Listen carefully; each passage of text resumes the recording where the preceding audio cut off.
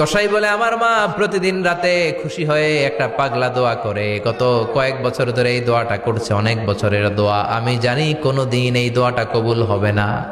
সৈয়দনা মুসা বললেন কি দোয়া? সৈয়দনা মুসা আলাইহিস সালাম আল্লাহরে বললেন, আল্লাহ মাইয়াকুনু জালিসি ইয়াউমাল কিয়ামা, কিয়ামতের দিন আমার সাথী কে হবে? আল্লাহ বললেন সাহিবুকা ফিল জান্নাতি জাজ্জার, কিয়ামতের দিন তোমার সাথী হবে একজন কসাই। কে হবে? জোরে বলেন না। সৈয়দনা মুসা আলাইহিস সালাম একটু ফেড়া হলেন, কিরে কসাই কেন আমার সাথী হবে? আমি নবী মানুষ, নবী হবে আমার সাথী, আল্লাহর ওলিরা হবে আমার সাথী, কেন কসাই হবে আমার সাথী? রব্বুল আলামিন বললেন মুসা যাও নিজেই যে দেখে আসো কেন কসাই হবে তোমার সাথী। সৈয়দনা মুসা আলাইহিস সালাম কসাইয়ের দোকানে গেলেন, যে দেখে না কসাইয়ের স্পেশাল কোনো আমল নাই, খালি গোশত কাটে। কি কাটে? সারাদিন গোশত কাটার পরে বিকেলবেলা বড় একটা গোশতের টুকরা নিয়ে প্যাকেট করে বাড়ির দিকে রওনা হয়। সাইয়েদনা মুসা আলাইহিস সালাম তিনিও কসাইয়ের পেছনে পেছনে ছদ্মবেশে রওনা হয়ে যায়। কসাই বাড়িতে ঢুকার পরে সাইয়েদনা মুসা আলাইহিস সালাম দরজায় নক করতে লাগলেন। কসাই দরজা খুলে দিতে লাগলো। সাইয়েদনা মুসা আলাইহিস সালাম পরিচয় গোপন করে বলে, আমি একজন মুসাফির, আজকে রাতে ও কসাই ভাই আপনার বাড়িতে থাকতে চাই। কসাই বলে আহলান সাহলান, আসেন এই ঘরের মধ্যে বসেন, পাশের ঘরে আমার একটু কাজ আছে। পাশের ঘরে যে কসাই মাচার উপর থেকে বৃদ্ধা একটা নারীকে নামিয়ে নিজ হাতে গোসল করে টাওয়াল দিয়ে গা মুছে গোশত রান্না করে রুটি বানিয়ে রুটি আর গোশত এই বৃদ্ধা মহিলার মুখের মধ্যে তুলে দেয়। মহিলাটা তৃপ্তি সহকারে খাওয়ার পরে হাত দুইটা উপরের দিকে তুলে আঁচলটা পেতে আল্লাহর ডেকে বলে, আল্লাহ আমার ছেলের উপর আমি সন্তুষ্ট, এই বলে বিড়বিড় করে কি যেন দোয়া করে দেয়। মহিলাটাকে খাওয়ানোর পরে কসাই প্লেটের মধ্যে গোশত আর রুটি এনে সাইয়েদনা মুসার কাছে এসে বলে, ও মুসাফির ভাই এই নেন আপনার রাতের খাবার। রাতের খাবার খেয়ে আপনি ঘুমিয়ে যান, সকালে আপনি যাবেন আপনার পথে, আমি যাব আমার দোকানে। সাইয়েদনা মুসা বলে, ও কসাই আগে বলো এই বৃদ্ধা মহিলাটাকে। কসাই বলে, বৃদ্ধা মহিলাটা ছাড়া দুনিয়ায় আমার কেউ নাই, আমি ছাড়া ওই বৃদ্ধা মহিলার কেউ নাই। এই মহিলাটা হলো আমার জনম দুঃখিনী মা, মা ছাড়া আমার কেউ নাই, আমি ছাড়াও মায়ের কেউ নাই।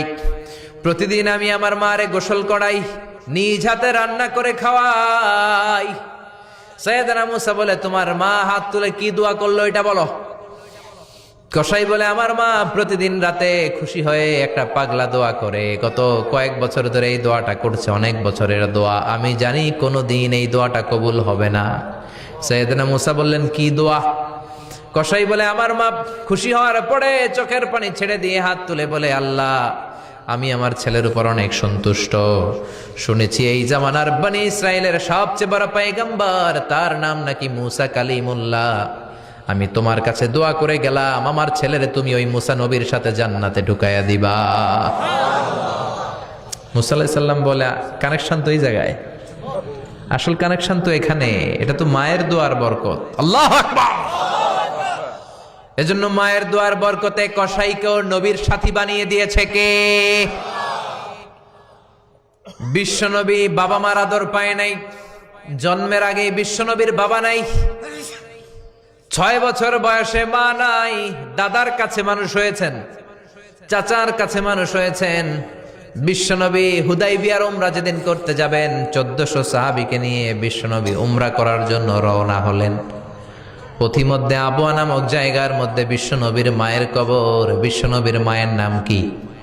তোরা দেখে যা আমিনা মায়ের কোলে, মধু পূর্ণিমারি সেথা চাঁদ দোলে, যেন উষার কোলে রাঙা রবি দোলে, কুল মখলুকে আজি ধ্বনি ওঠে কে এলোই, কালেমা শাহাদাতের বাণী ঠোঁটে কে এলোই, পরে দুরুদ ফেরেশতা বেহেশতের দুয়ার খোলে, তোরা দেখে যা আমিনা মায়ের কোলে। ঠিক কি না? মায়ের কবর বলল সামনে, জায়গার নাম আবওয়া, ছোট্ট একটা টিলা। 1400 সাহাবীদের দিকে তাকিয়ে বিশ্বনবী বললেন, ও সাহাবারা এটা আমার মায়ের কবর। আমি আল্লাহর কাছ থেকে অনুমতি পেয়েছি মায়ের কবর জিয়ারত করার, তোমরা যারা জিয়ারত করতে চাও আসো। 1400 সাহাবী বলে, আমরাও আপনার মায়ের কবর জিয়ারত করব। বিশ্বনবী 1400 সাহাবীরে বললেন, জিয়ারত করার সময় কেউ কিন্তু কান্নাকাটি করতে পারবা না। 1400 সাহাবীকে কান্নাকাটি করতে নিষেধ করে বিশ্বনবী যখন নিজের মায়ের কবরের সামনে দাঁড়ালেন, বিশ্বনবী ছোট্ট বাচ্চার মতো হাউমাউ করে কান্না শুরু করে দিলেন। বিশ্বনবীর কান্না দেখে 1400 সাহাবাও কান্না শুরু করে দিল। বিশ্বনবী 1400 সাহাবীদের দিকে তাকিয়ে ধমক দিয়ে বলে, তোমরা কাঁদো কেন? সাহাবারা বলে, নবী আপনাকে আমরা অনেক ভালোবাসি, আপনারে কাঁদতে দেখলে আমাদেরও কান্না আসে। আপনার চোখ দিয়ে দার দার করে পানি নামতে দেখলে আমরা আমাদের দুটি চোখ আর শুকনা রাখতে পারি না। বিশ্বনবী বললেন, আদ্রাকাতনি রাহমাতুহা ফাবাকাইতু, আমার ছোটবেলার স্মৃতি মনে পড়েছে। আমার মা যে আমারে আদর করেছে, ওই স্মৃতিগুলো আমার মনে পড়েছে। আমার মা আমেনা আমারে জাইতুনের তেল মালিশ করে দিত গায়ে। আমার মা আমেনা আমারে জামা পরিয়ে দিত, কোলে নিত, আদর করত, চুমু খেত। ওই স্মৃতিগুলো আমার মনে পড়েছে, তাই আমি কাঁদি। তোমরা কাঁদো কেন? বিশ্বনবী মায়ের আদর পায় নাই, কিন্তু মায়ের কবরের সামনে দাঁড়িয়ে ছোট্ট বাচ্চার মতো কেঁদেছে।